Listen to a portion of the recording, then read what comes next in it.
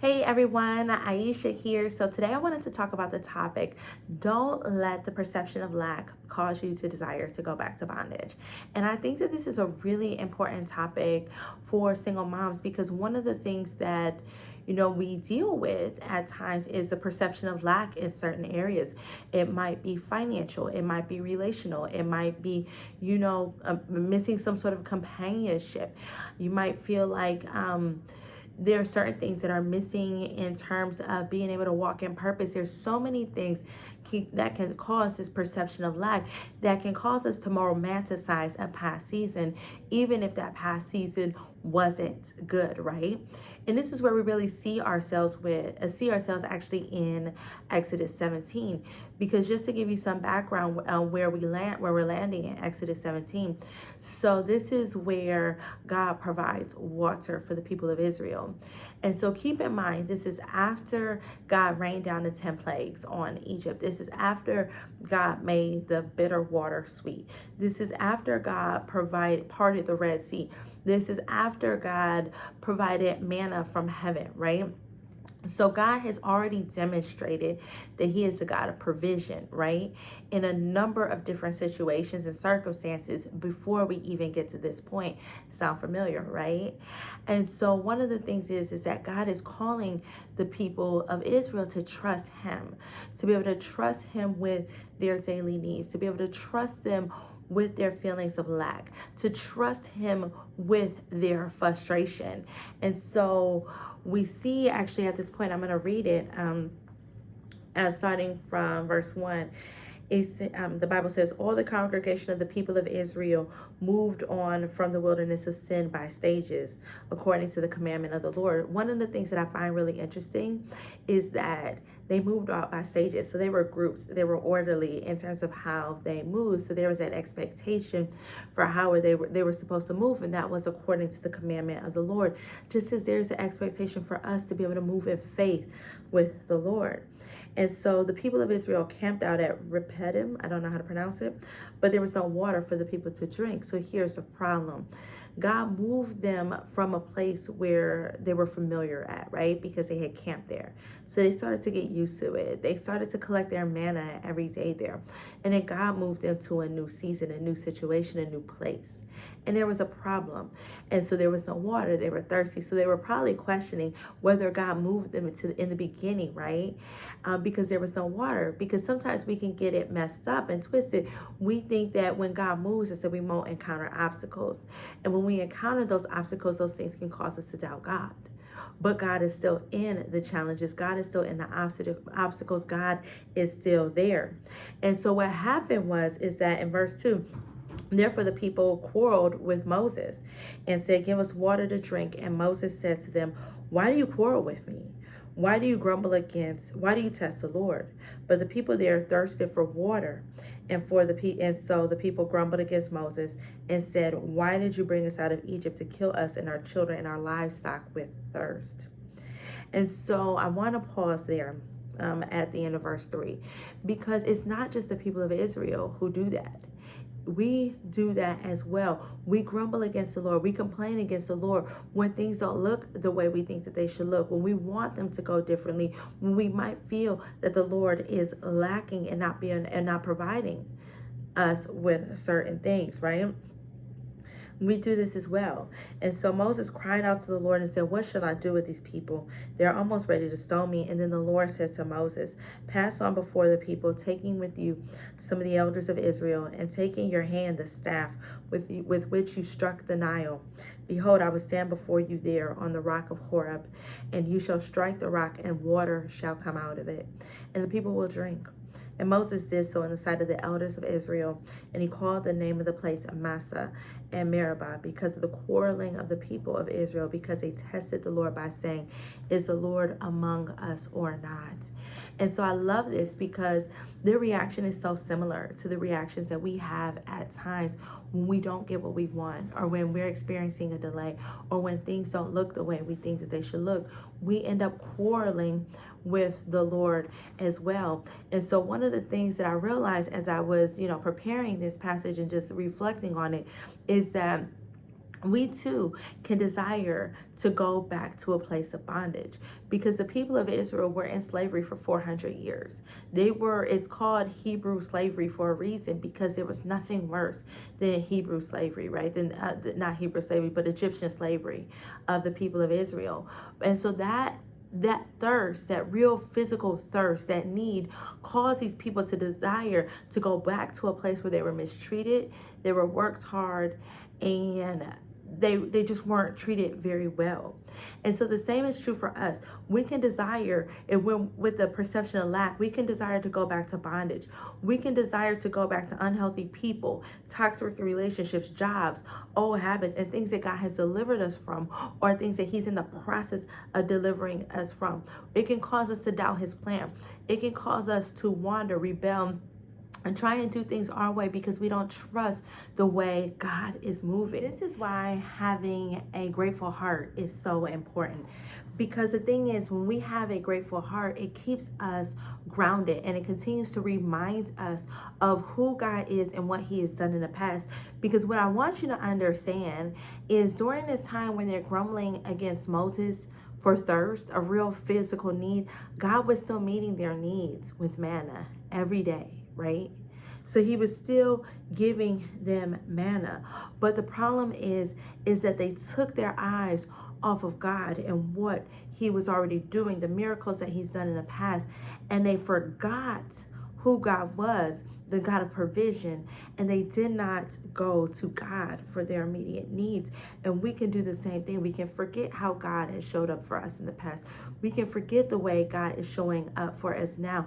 And then when we encounter something new, or we encounter an obstacle, we end up complaining against God, rebelling against God, trying to fix it in our own strength, instead of going to the God who saves, the God who provides, the God who is with us.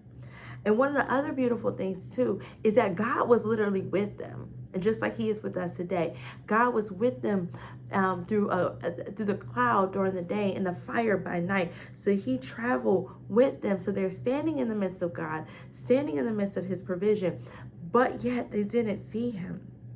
And part of the problem was being ungrateful and focusing on the lack instead of the provider of things. And so what happened with that is they ended up romanticizing slavery. They ended up making it seem better than it was, even though it was horrible. Because sometimes when we're delivered from bondage, when we're delivered from a situation, when we're delivered from a circumstances, we don't know how to live free. And so because we don't know how to live free, we end up mismanaging the freedom that we have. And freedom begins to look like bondage, and bondage begins to look like freedom. I don't know if you guys have ever seen that movie, Shawshank Redemption. I think it was Shawshank Redemption. So the guy, he finally gets out of jail, but he literally could not live free. He didn't want to leave jail because he did not know what freedom looked like, because he was in bondage for so long. And so some of us, and then that can be a hard thing, right? We don't end up knowing how to live free. We can end up glorifying the bondage of the past, or mismanage our own freedom, right? Because we don't know how to live in freedom. And this is why people can literally be free and still in bondage, because bondage isn't just physical, it's mental, right? I remember hearing this analogy before, where somebody was stuck in a prison cell, but they didn't know that the door was unlocked. All they had to do was open the door. Like, it was literally unlocked. And that was one of the problems that the people of Israel had. They were walking in freedom, walking with the Lord, walking with the one who provided, but they did not know how to unlock that provision just by going to God and asking God for water. But the thing is, God is merciful. He still provided for them. He still gave them the water. He was patient. He didn't strike them down or rebuke them. He could have sent a plague and destroyed them all, right? But he didn't. He was patient. He was patient. He gave Moses instruction. He said, pass before the people, take some of the elders with you, and take the staff, right? And so what he ended up doing, and what I don't want you to do, I don't want you to miss this. What he did is he essentially said, Moses, I hear you, Focus on what your responsibility is, leading the people, and let me do the rest. And so Moses didn't have to go like dig a well or anything like that. He didn't have to go grab buckets or anything like that. All he needed to do was pass before the people, take the elders with him, and take the staff. Moses focused on what he was responsible for. God stood before Moses, and then Moses struck the rock and water came out. And so get this, right? He called, and so Moses did so in the sight of the elders of Israel. So Moses was obedient to the instruction of God. So don't miss this. Obedience is key. A grateful heart, the right heart posture is key. Learning to lean on the Lord. Like literally, the Lord was training the people of Israel how to live free and how to live with dependence and reliance on Him. Everything was rooted in obedience. And so the elders were able to see and witness this amazing move of God, and God was glorified. And one of the other things that I thought was so powerful is that staff that Moses struck the Nile with. Remember, actually it was in verse 5. When God says, pass on before the people, taking with you some of the elders of Israel, and taking your hand that staff which you struck the Nile, and go. So in the instruction, God was reminding Moses of what God had already done in the past. That same staff that struck the Nile and turned the water of Nile into blood, Moses said, take that and give life. When God used that staff in Moses' hand to strike the Nile, that brought death to the fish in the Nile. People couldn't, the Nile was actually the lifeblood of Egypt and all those regions, because that was a desert area. And that area around the Nile was fertile ground. But as soon as Moses struck it, it turned it into death. But that same staff that was used as death brought life through water, right? And I think that is so powerful. But also don't miss this, right? That same staff that Moses used when he was a shepherd in Midian in the wilderness in exile was now that same staff that brought life through in a barren place and brought life to the people of Israel, because that water allowed the people of Israel to live and not die of thirst. So God used that one thing that was for a totally different reason in a different season, and God used it in a new season and in a new way. And I don't want you to miss this, because sometimes we can we can discount ourselves. We can discount God because of the things that we've been through in the past. But God can use that same thing that might have been brought shame, that might have us feeling like we're unqualified, and God can use that in a new way to breathe life into your new situation, in your new season, and allow you to walk new. Because I don't want you to forget that Moses was in Midian because he had to he had to flee Egypt because he had killed an Egyptian for mistreating the people of Israel, and they were going to sentence Moses to death. And so Moses and the people of Israel had already rejected him because Moses had been raised as an Egyptian.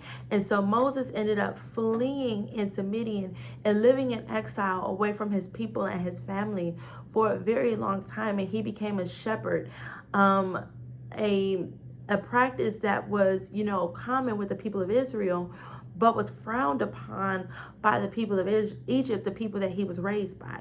So he ended up going from Pharaoh's palace to working as a shepherd, living off the land in exile in Midian. And that staff was his shepherd staff. That staff was a thing that he used to defend himself and his sheep against animal attacks and a bunch of other stuff. But that staff that was representative of him living a life of exile became a staff that brought life to a barren place. And sometimes as a single mom, sometimes it can feel like we're living in exile, because culture might portray single moms as a certain way. The church might portray single moms in a certain manner. You might feel rejected by the person who was with you but has now left you. You might be a single mom because of a divorce. You might not have ever been married. And you might be feeling like you're in exile, especially if you're in a situation where you're feeling lack. But I want to let you know that God is still here. God is still with you. He still has his presence with you. He has never left you nor forsaken you. And the same God that turned around the situation for the people of Israel is the same God who can breathe life into your situation. That same God who brought you out of Egypt, or brought you out of a barren place, or brought you out of bondage, is the same God who can sustain you in your new. So trust him. Meditate on the things that he has already done in the past. Fill your heart with gratefulness. Fill your heart with testimonials of overcoming, and how God has been there before, been there with you, and how he has never left you nor forsake you. Because he's not going to leave you to starve and die. He's not going to abandon you and your children. He is with you. Don't be ashamed of the OU, because that oldness, God cleans it up and allows you to be a testimonial to other people, to breathe life into the lives of your children, to breathe life into the lives of other people. None of that is wasted. And so I don't want you to focus on the lack or barrenness or whatever it is that you might be feeling right now. What I want you to do is focus on the possibilities with God, because God can cause water to flow from a rock. God can cause water to flow through your situation.